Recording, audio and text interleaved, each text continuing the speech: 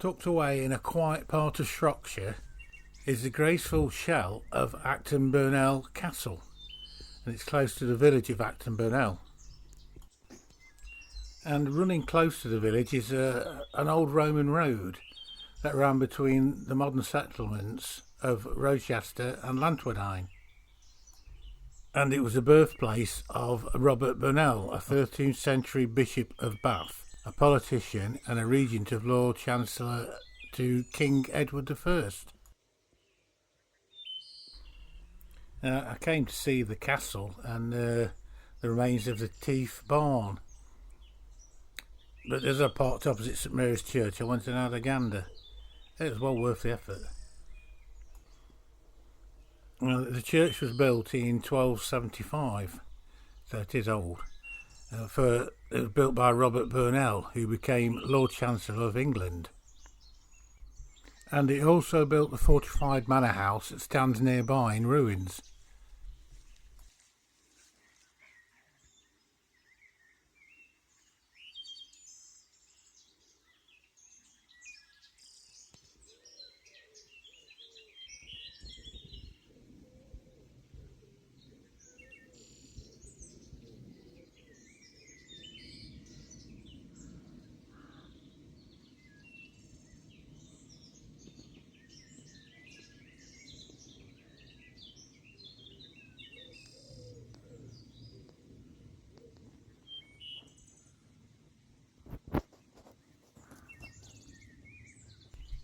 Now, here in the churchyard to the north of the church is a form of font dating from the 15th century. It's sandstone and contains a bowl on a stem with an octagonal base. And it's said to be from a chapel at Acton Piggott down the road.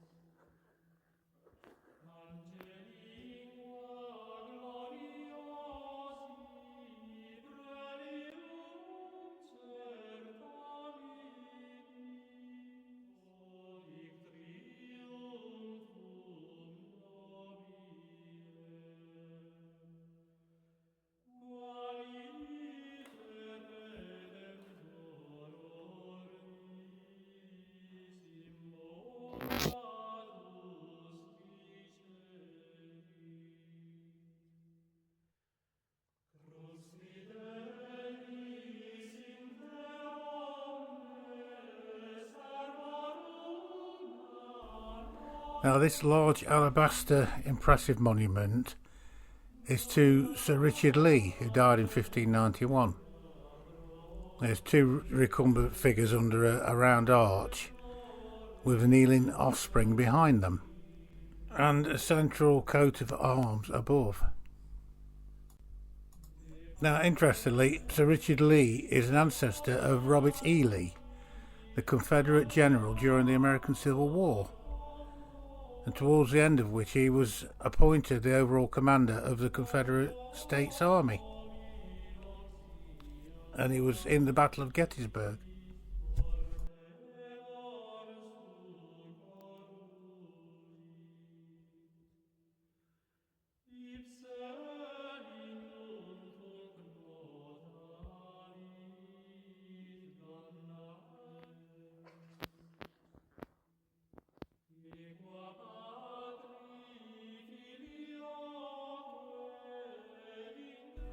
Now, this is interesting, if I can pronounce it. It's a hagioscope, or a squint. And it's an architectural term denoting a small splayed opening or tunnel at seated or eye level, placed on an external wall at a slanting angle.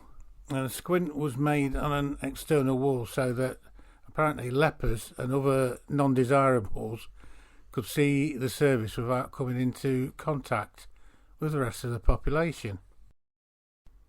So they are called lepers' windows and sometimes lichnoscopes.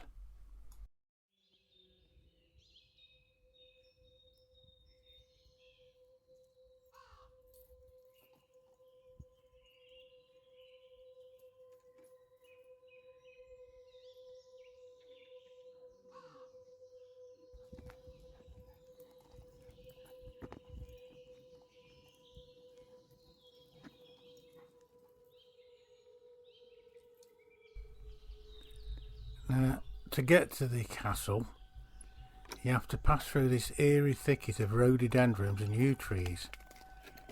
And a mysterious path turns through this, winds its way through, and opens up as if stepping back in time. Acton Burnell Castle is said to be haunted by the ghost of a young girl dressed in white lace, and she's been seen wandering at night making scratching noises. And in 2004, a student captured a picture of a misty face and heard the scratching noises. And there is reports of a Sarah Smith, a local girl, who died falling off her horse in the 17th century.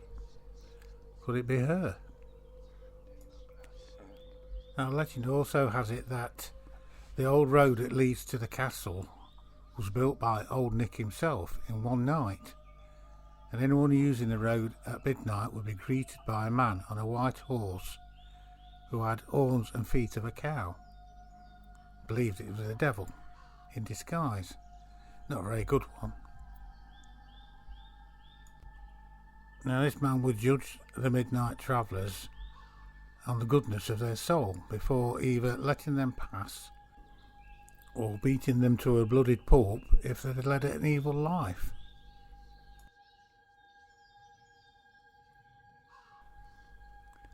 Although it is now very secluded, it was once strategically very well positioned near the old Roman road, Watling Street.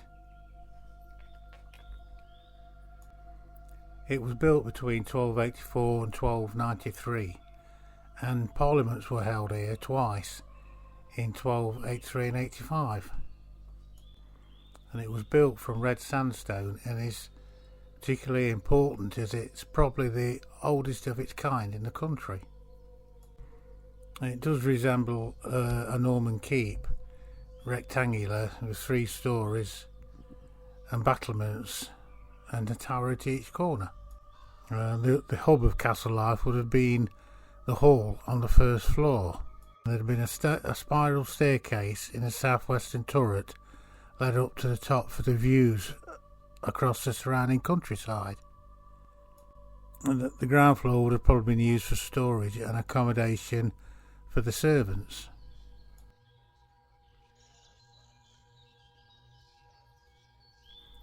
It's thought the choice for the venue had a lot to do with Robert Burnell, who was the then Chancellor of England and had a strong bond and friendship with Edward I.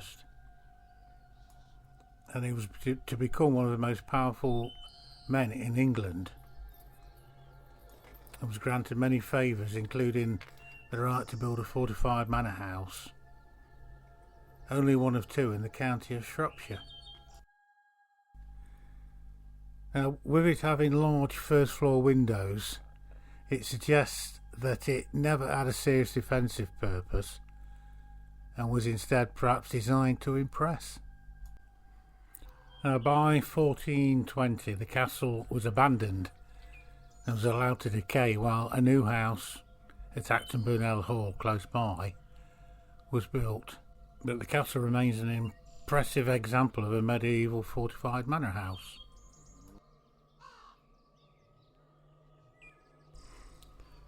Now, going back to 1272, the King's military campaigns in Wales frequently brought him to Shropshire, and he stayed at Acton.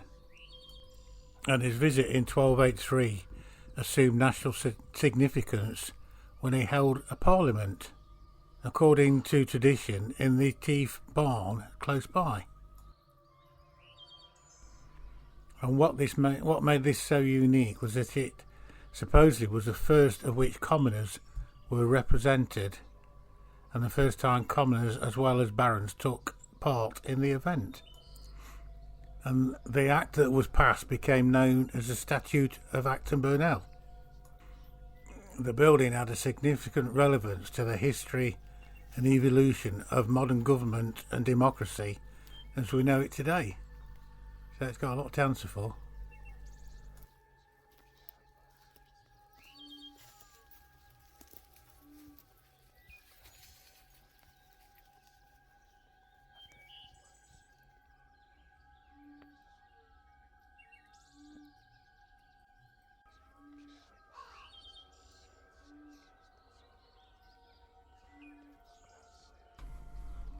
It was assumed that the lords met in the castle and the commoners met in the great barn, and at 40 metres long and 10 metres wide, it may have been the only space large enough to fit them all.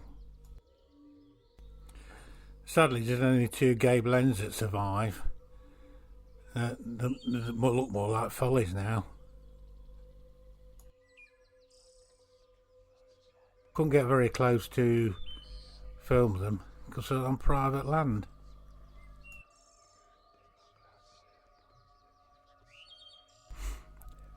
Yeah, incidentally, it's only mile and a half to the south of the village is Langley Chapel, the one I released a few weeks ago about the deserted church that's been preserved.